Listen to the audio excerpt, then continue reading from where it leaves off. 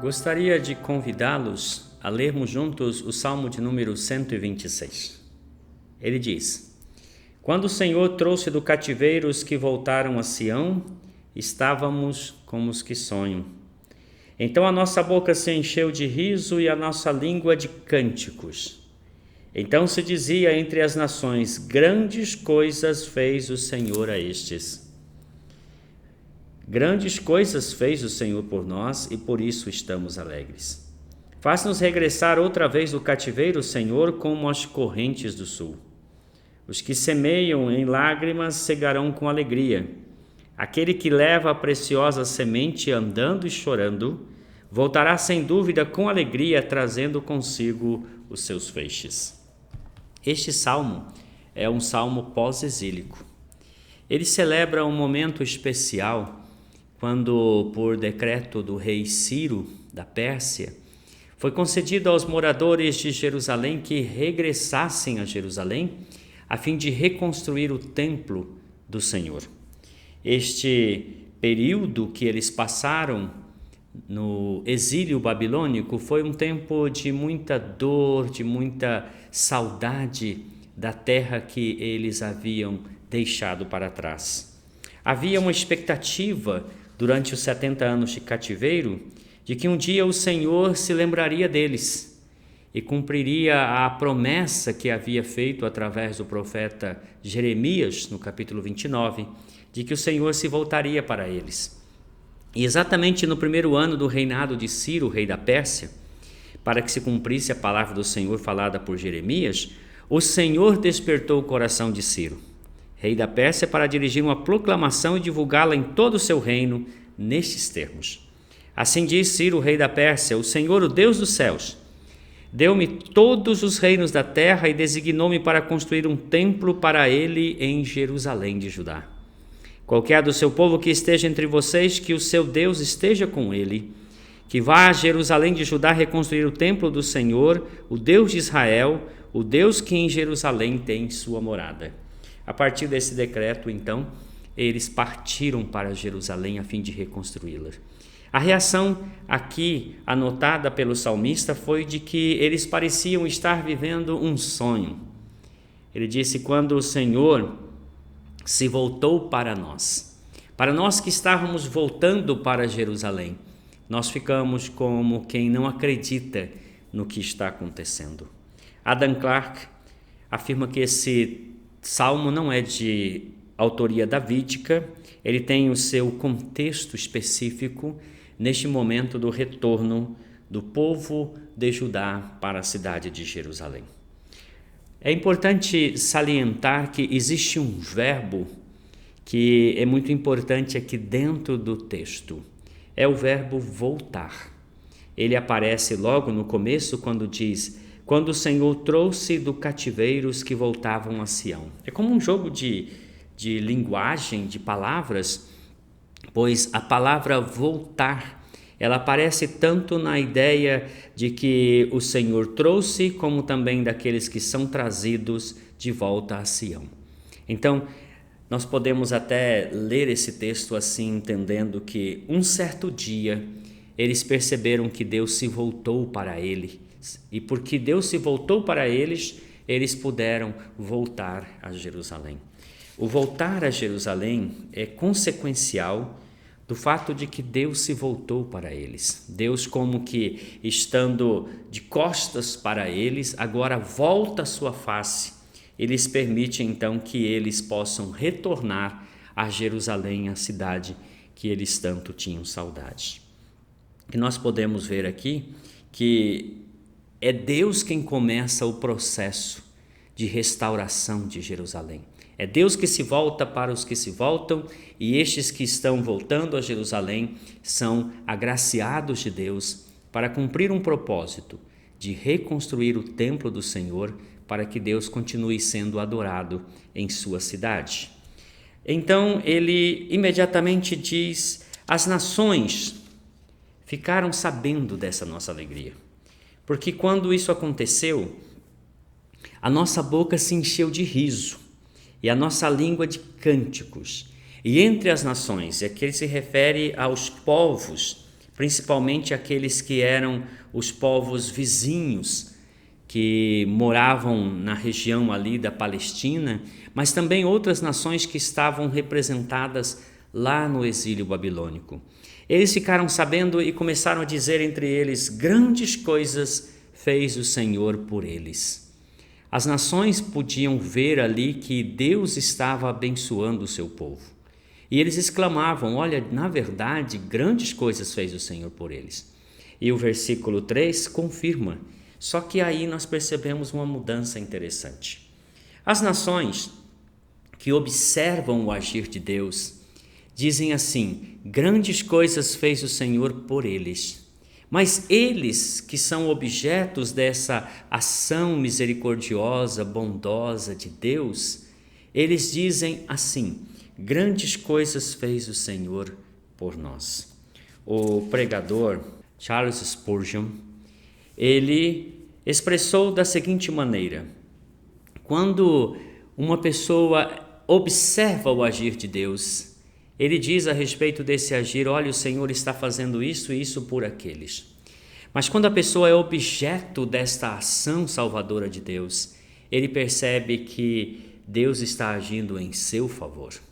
Então nós podemos dividir aqui dois grupos. Primeiro, aqueles que veem as nações, e esses que veem exclamam dizendo: grandes coisas fez o Senhor por eles. Mas eles, a nação de Israel, aquele povo que agora retorna para Jerusalém, eles então podem dizer: nós temos sido objetos do agir misericordioso e bondoso de Deus. Há uma grande diferença nessas duas expressões dos versículos 2 e 3. Esta é a primeira parte do Salmo. A segunda parte dos Salmos, neste Salmo 126, fala de um outro momento. Então, se o primeiro momento tem uma celebração, o segundo momento, que é dos versículos 4, 5 e 6, é um momento em que eles se sentem angustiados e eles precisam que Deus se volte mais uma vez para eles. Esse voltar de Deus se torna uma experiência repetida quando eles clamam no versículo 4: volta, Senhor, novamente para nós. E eles dizem assim: faze-nos regressar outra vez do cativeiro como as torrentes do sul. Esta frase é difícil de interpretação e algumas traduções diz: restaura-nos, Senhor, como o Senhor restaura as torrentes no Negev. O Negev é o deserto do sul de Judá, um deserto extremamente árido, e nessa região observa-se um fenômeno. De tempos em tempos surgem águas como um rio caudaloso, em lugares onde não havia nada. Isso tem a ver com um fenômeno que acontece de tempo em tempo nas enchentes do Nilo, que faz com que as águas transbordem no deserto do Negev. Então, a pessoa que está ali no deserto, ela pode ser surpreendida por, de repente, águas surgirem onde não havia nenhum vestígio dela. Essa restauração, o salmista tem em mente e diz: Senhor, faz conosco o que o Senhor faz de tempo em tempo no Negev. Faz surgir novamente a água, restaura, traz vida novamente. E por que ele pede isso? Vamos imaginar então, os moradores de Jerusalém voltam para Jerusalém, porém a cidade ficou 70 anos abandonada. Não havia nenhum cultivo, não havia nenhum trabalho de restauração, tudo estava numa situação muito caótica. Neemias fica sabendo disso por intermédio de alguém que diz a ele: olha, o povo de Jerusalém está passando um momento muito aflitivo. E neste momento muito aflitivo, eles clamam a Deus dizendo: Senhor, restaura-nos mais uma vez. Nós chegamos aqui, nós fomos restaurados ao nosso privilégio de voltar para Jerusalém, mas encontramos Jerusalém destruída, encontramos Jerusalém inadequada para a habitação, sua terra imprópria para o cultivo. Por isso, Senhor, volta novamente para nós. É um clamor, é um pedido, dizendo: Senhor, assim como o Senhor fez há alguns tempos atrás, quando o Senhor nos deu permissão de voltar do cativeiro, agora volta-te para nós, vê a nossa realidade e restaura-nos como anteriormente éramos, uma cidade poderosa, uma cidade onde nós plantávamos, colhíamos, tínhamos as nossas casas e nós podíamos viver em paz. Então, o versículo 4 é um clamor dizendo: Senhor, volta de novo para nós. Aí está o verbo voltar novamente aparecendo, como um agir de Deus ser sempre um voltar de Deus para o seu povo. Os versos 5 e 6 têm uma metáfora. Essa é a metáfora da semeadura e da colheita. Eles voltaram para a terra prometida e encontraram então Jerusalém abandonada e encontraram também as terras em condições deploráveis. E eles trouxeram sementes de Babilônia. E quando eles chegam em Jerusalém, eles têm uma escolha: comer da semente que trouxeram, o trigo, a cevada, o que eles tinham trazido, eles poderiam se alimentar e manter-se vivo por algum tempo, ou eles podiam semear. A escolha não era fácil, porque semear em um terreno árido pode significar exatamente perder o mais precioso. Eles tinham naquele momento a capacidade de semear a semente no chão e esperar uma farta colheita. É por isso que ele diz assim: os que semeiam em lágrimas cegarão com alegria. Eles iriam realmente sentir cada semente colocada no chão, como se ali estivessem depositando a própria vida deles. A existência deles estava em risco e agora eles precisam pensar: nós vamos viver pelo que vemos ou vamos viver pela fé? Nós vamos nos alimentar desses grãos que nós trouxemos e continuarmos vivos por algum tempo, ou nós vamos confiar na misericórdia de Deus, semear essa semente e aguardar que Deus a fará germinar, fará chover no tempo certo para que nós possamos ter uma boa colheita? Era uma decisão difícil e por isso eles semeavam com lágrimas. Mas havia uma esperança, a esperança de que Deus, que havia já voltado para eles, se voltaria mais uma vez e permitiria que a semente semeada no chão germinasse, frutificasse e eles pudessem ter uma colheita que desse a eles condições de semear mais vezes e obter mais resultados. Era uma ação de fé. E por isso ele diz: aquele que leva a preciosa semente andando e chorando, voltará sem dúvida com alegria, trazendo consigo os seus feixes.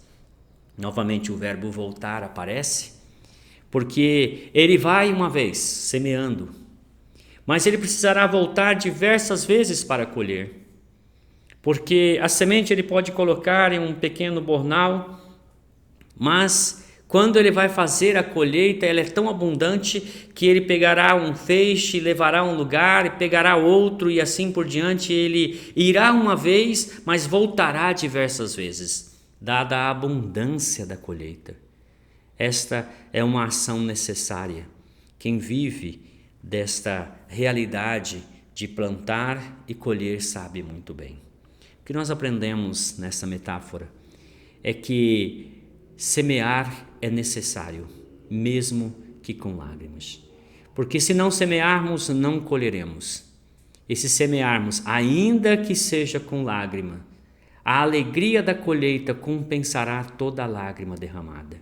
E quando nós semeamos, nós estamos agindo por fé e não por vista. É assim que então o Senhor nos ensina a necessidade de confiar nele em todos os aspectos da nossa vida. Que Deus assim nos abençoe ricamente e nos ensine a viver cada dia em plena dependência do seu amor, da sua graça e da sua misericórdia. Que Deus nos abençoe em nome de Jesus.